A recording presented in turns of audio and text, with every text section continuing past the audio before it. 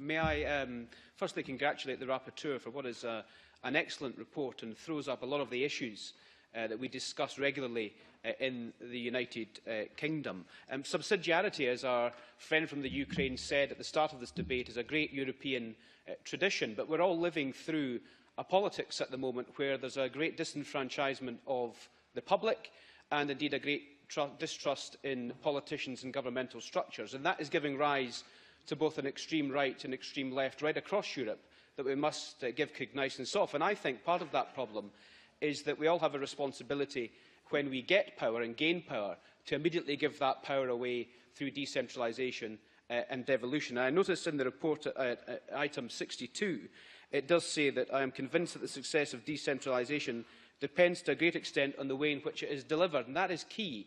And I'd like to give two examples, if I may. The first example is with regards to how the United Kingdom decentralised in 1997. The new Labour government at UK level had a commitment to devolve power to the nations of the United Kingdom in terms of an assembly to Northern Ireland, to Wales and indeed to the Scottish Parliament. And that was hugely successful. Indeed, subsequent legislative transfers make the Scottish Parliament a devolved parliament that is one of the most powerful in the world. It just sits slightly behind the Swiss cantons and indeed behind the Canadian provinces from our friend who's just spoken. However, the subsequent decisions that have been made by the Scottish Government in the Scottish Parliament is to take power away in a decentralising sense from Scottish local authorities, which essentially means that Scottish local authorities are now just an administrative arm of the Scottish Government. They've been removed of any ability to raise taxation. They've been removed of any ability to put in place their own policies around education, around health, around social care, and some of the big social issues that we all have close to our heart. So if it's not done well, it indeed makes a mess of the decentralisation. Now, the Scottish Government are very good at talking about the powers they don't have, and are very good at putting together a policy programme for powers that they'll never have, but are very poor at using the powers they do have. So unless decentralised governments and devolved parliaments can really show the people that they represent that they can use the powers that they have at their hands to make lives better, then decentralisation is made very difficult.